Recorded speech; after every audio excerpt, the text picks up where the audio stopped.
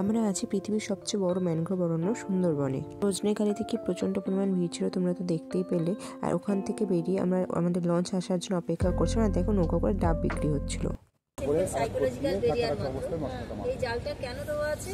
যেহেতু আমাদের সুন্দরবনে যে রয়্যাল বেঙ্গল টাইগার আছে সেখানে খুব সুন্দর সাঁতার বলা আসে, সাঁতার কেটে এই প্রান্ত থেকে ওই প্রান্তে চলে যায়।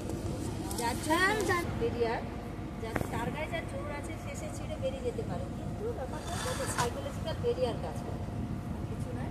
আমরা যখন শুধু লঞ্চ লোক নয়, আমাদের সাথে যিনি গাইড ছিলেন তিনিও বলেছিলেন বাঘ যাতে এপার ওপার না হতে পারে সেই জন্য নেটগুলো দেওয়া। আমরা পৌঁছে গিয়েছি সুধন্যখালি ওয়াচ টাওয়ারে।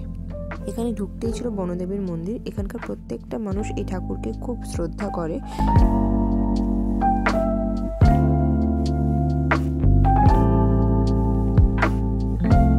আর এই সাইডটাতে দেখো অনেকটা পুরাতন আমলের কিছু জাহাজ ভেঙে পড়েছিল।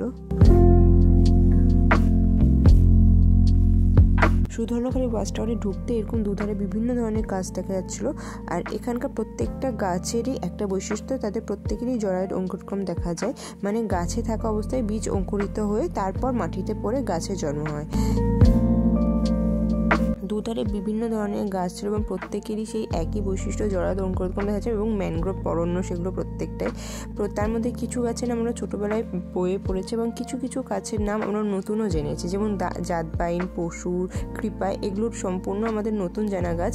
আবার কিছু কিছু গাছ যেমন সুন্দরী, গরান, গেওয়া, এই সমস্ত গাছ যেমন ছোটোবেলায় বইয়ে পড়েছে, এগুলো যখন চোখের সামনে দেখলাম সত্যি একটা আলাদাই আনন্দ হয়েছে যে ছোটোবেলার বইয়ে পড়া জিনিস নিজের চোখের সামনে দাঁড়িয়ে দেখছি। কিন্তু ওখানকার প্রত্যেকটা গাছে একই রকম দেখতে, একটু লম্বা লম্বা পাতা, শ্বাসমূল, ঠেসমূল দেখা যায় প্রত্যেকটা গাছেরই। তো একবার দেখে গাছগুলোকে আইডেন্টিফাই করা সত্যি একটু মুশকিল ব্যাপার। এই গাছটার নাম হলো খলসি। এই গাছটাকে হানি মেকার বলা হয়।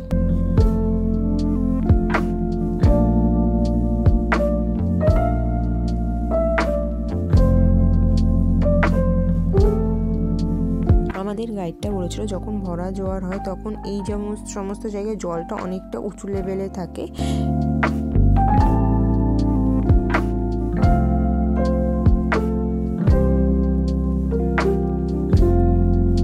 দেখো এখানে সুন্দরবনে বিভিন্ন ধরনের বার্ডস, ম্যামলস এগুলো সম্বন্ধে লেখা ছিল, প্রত্যেকটা পড়তেও ভালো লাগছিল। আর এখানে অনেকটা টাইম আমাদের যেহেতু দিয়েছিল, তো প্রত্যেকটা জিনিস খুব ভালো মতো পড়েছি, ভালো লেগেছে জেনে। এই হলো সেই ওয়াচ টাওয়ার, যেখানে উঠে আমরা বন্যপ্রাণী কিছু দেখতে পেলেও পেতে পারি।